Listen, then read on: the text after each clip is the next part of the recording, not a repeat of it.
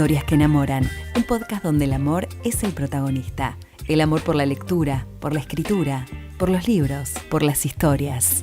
Historias que enamoran, un podcast de libros de Penguin Random House, grupo editorial.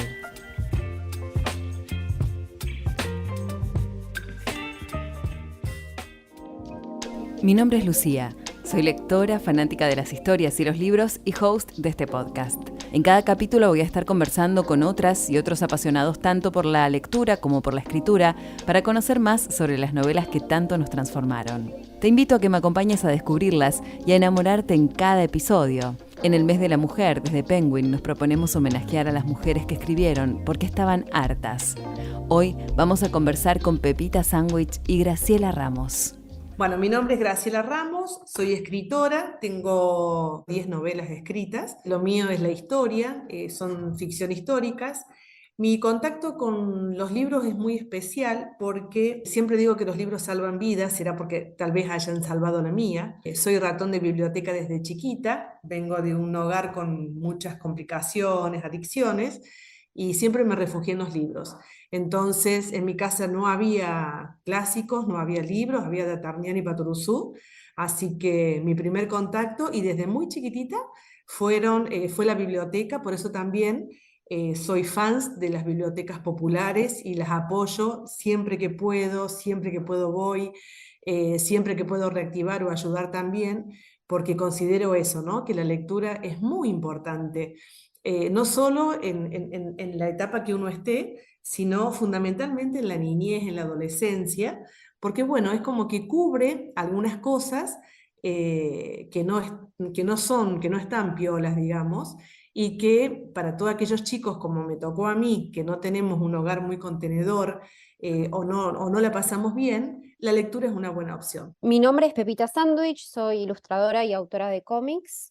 Tengo 2 libros publicados y estoy trabajando en el tercero. Mi trabajo más que nada son cómics de no ficción, hago bastante investigación y llevo esta información al formato cómic y lo mezclo un poco con mi forma de escribir, que podría ser un poco poética. Mi contacto con los libros es bastante curioso y siempre me generaron muchísima intriga desde que soy muy chica.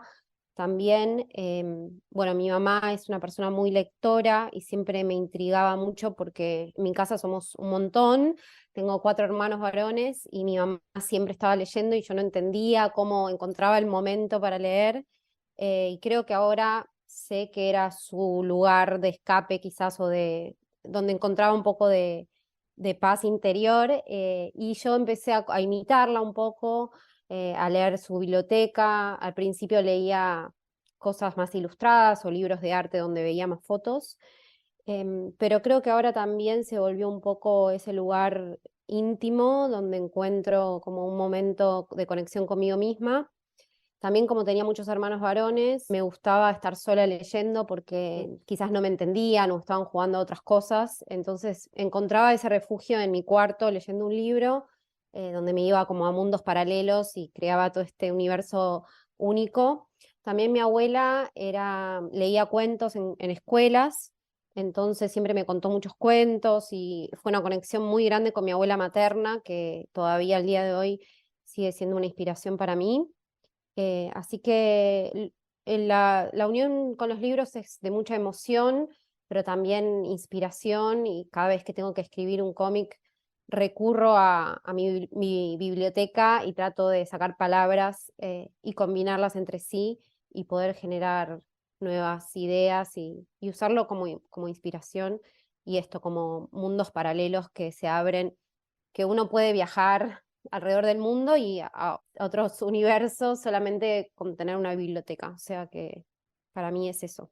Bueno, ¿cuáles fueron las autoras que más las marcaron y que las motivaron a ser protagonistas en el ambiente en el que trabajan, de los libros? Me gusta Isabel Allende, chicas, me encanta hoy. Soy de amor fácil en la literatura, me enamoro un rato de alguien, aparece alguien nuevo y me desenamoro y me vuelvo a enamorar. Mis personajes de todas mis novelas son mujeres resilientes, son mujeres luchadoras y son mujeres, yo que hago ficción histórica, no conocidas. Por ejemplo, me dio un gustito en La Patria de Enriqueta, una de mis novelas, donde hablo de la década del 30. Enriqueta era muy humilde y ella en un momento, en voz de ella, no mía, chicas, por favor, ella dice, es fácil ver el mundo de las Ocampo, porque hablaban del feminismo y cuando uno empieza se va a los Ocampos.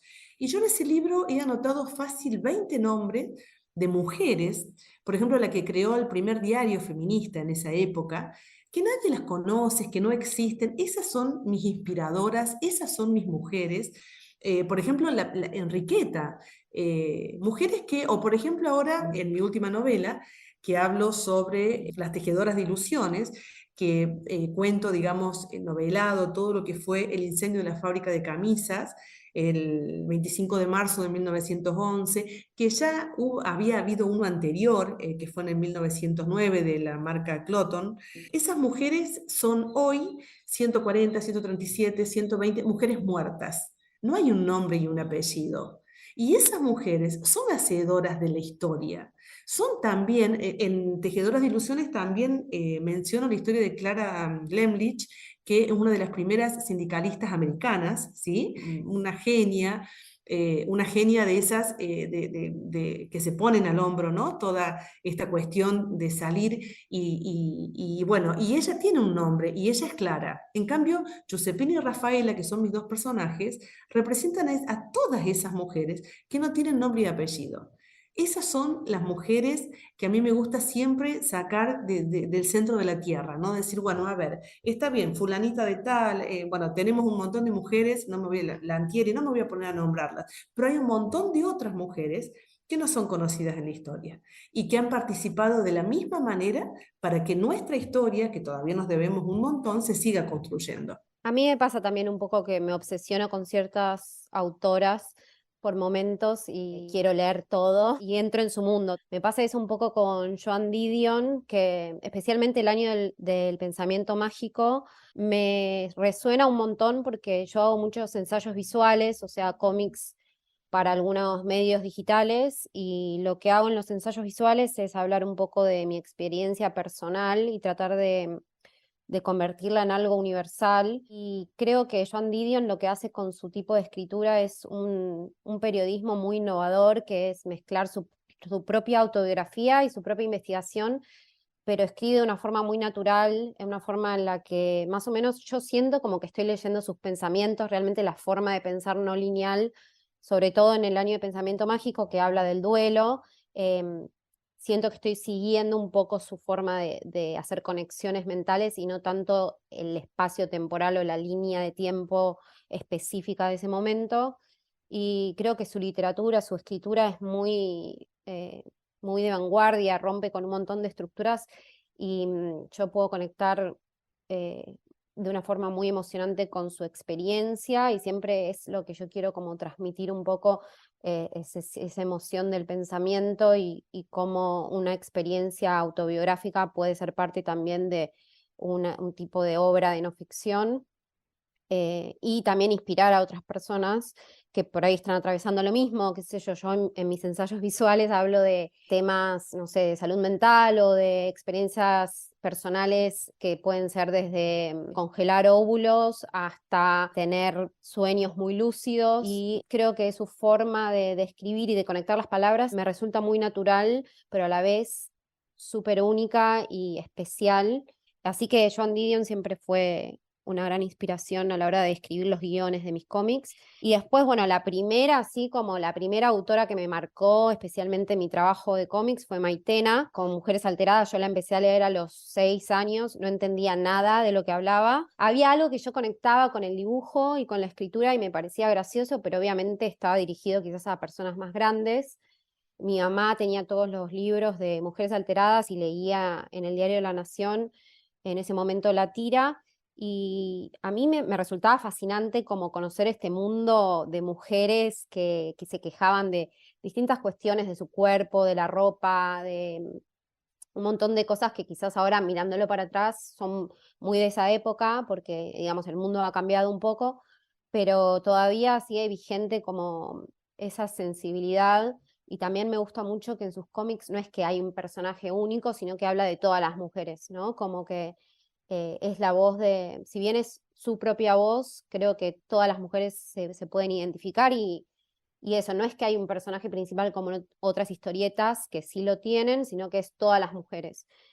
Así que Maitena también como su rol como en el mundo de la historieta argentina, creo que fue una de las primeras mujeres en ser muy popular y yo ahí me di cuenta que podía hacer cómics, ¿no? Porque si no hubiera visto otra mujer quizás haciendo eso, por ahí lo hubiera descartado o no me hubiera imaginado que podía hacer eso como un trabajo, la importancia de sentirse representado. Así que Maitena realmente marcó un poco esa forma de hacer humor y la seguí leyendo a través de mi adolescencia y todavía hoy la admiro y me parece que rompió un montón de barreras en la historieta argentina y fue por muchos años la única mujer que publicaba en un diario grande.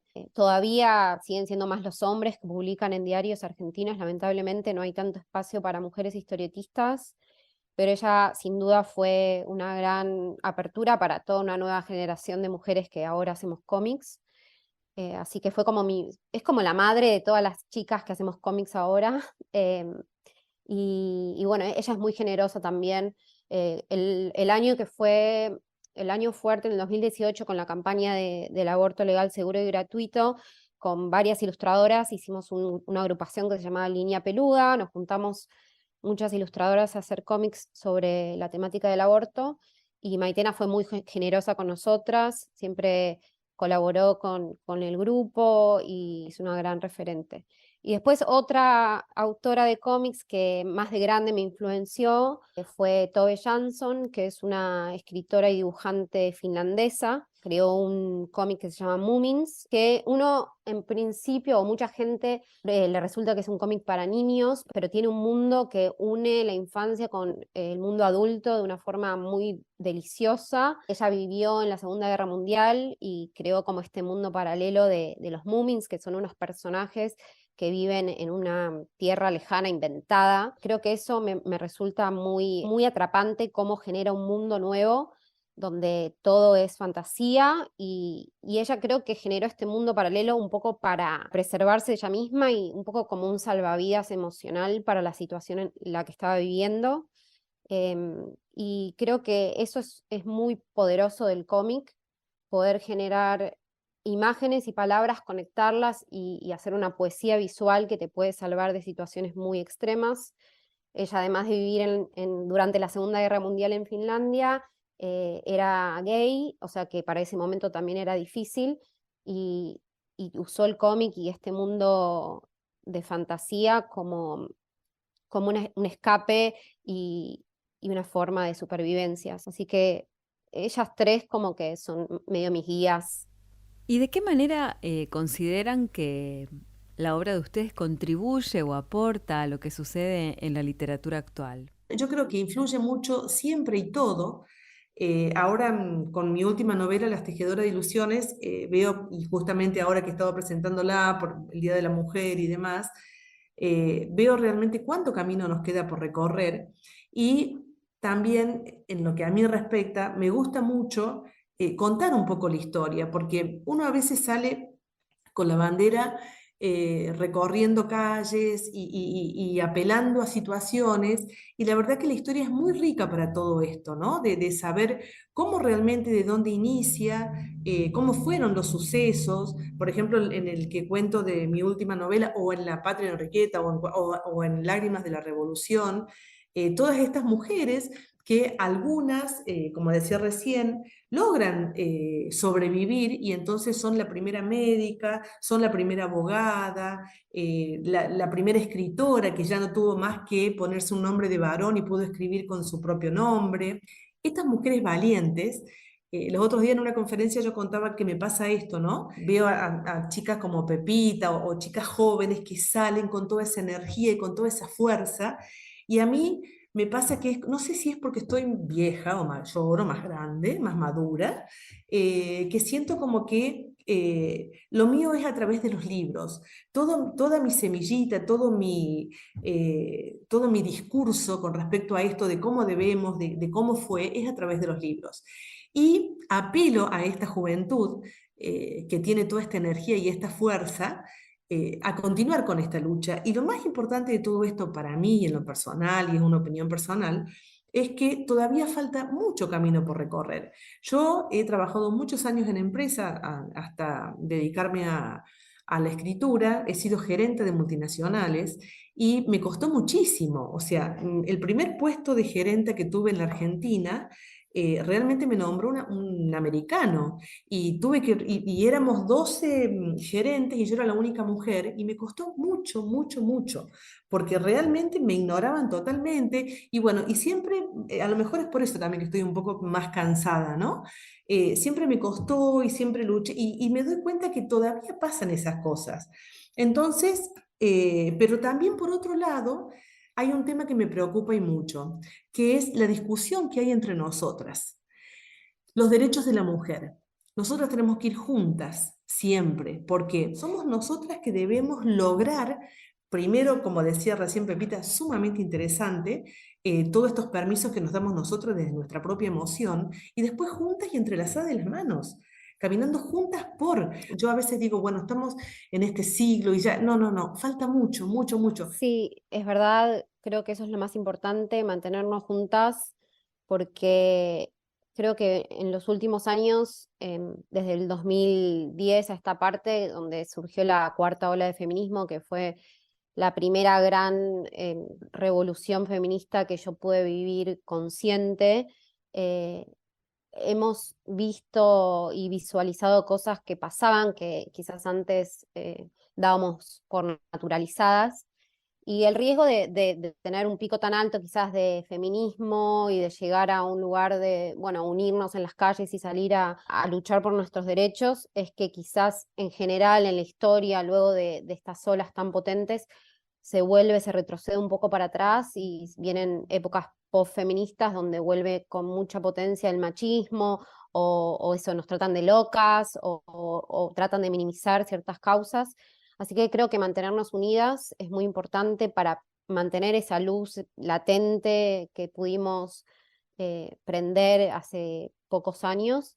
Y, y también creo que lo que decía Graciela sobre los libros, digamos, que el lugar sean los libros me parece muy interesante porque si bien yo vengo de una generación donde el activismo muchas veces es digital, o sea que hay muchas activistas en las redes sociales, también las redes sociales son bastante engañosas por momentos porque a uno le llega mucho la información que uno quiere escuchar, los algoritmos son bastante siniestros, entonces creo que el libro es muy importante todavía. Volver a lo clásico, volver a la escritura, volver a leer, volver a los libros. Yo siempre quiero mantenerme haciendo libros, si bien trabajo mucho en el lado digital del cómic, creo que los libros los voy a seguir haciendo porque me parecen un lugar que hay que mantener, que es un lugar de mucha verdad. Entonces, si bien está todo el activismo digital y es importante alzar la voz y poder viralizar y visualizar estas cuestiones, los libros siempre van a ser el sostén y el lugar donde se va a mantener para siempre esta información. Y por otro lado, también lo que decía Graciela de la edad, yo creo que las mujeres también sufrimos un poco eso del culto a la juventud todavía, ¿no? Como de tratar de, bueno, que uno llega a una cierta edad donde ya está, quizás no puede seguir haciendo las cosas que hacía, y creo que eso es falso y que hay mucha gerontofobia con respecto especialmente hacia las mujeres. Así que creo que es buenísimo que podamos mantener un contacto entre las generaciones, ¿no? Entre las más jóvenes y quizás las que ya tienen más experiencia. Y bueno, con mi obra, especialmente con Las mujeres mueven montañas, que fue mi último libro editado, también un poco como decía Graciela, quiero reivindicar mujeres que fueron completamente borradas, que tuvieron que usar otros nombres para hacer publicaciones científicas o para hacer sus aventuras alrededor del mundo, mujeres que se vieron muy mal vistas por sus hazañas o canceladas o tratadas de locas, y reivindicar esas historias de mujeres realmente muy pioneras. Y eso surgió también en un momento donde había muchas novelas gráficas reivindicando estas historias que sirvieron en ese momento como juntas, fueron muy potentes y realmente abrieron los ojos a un montón de personas.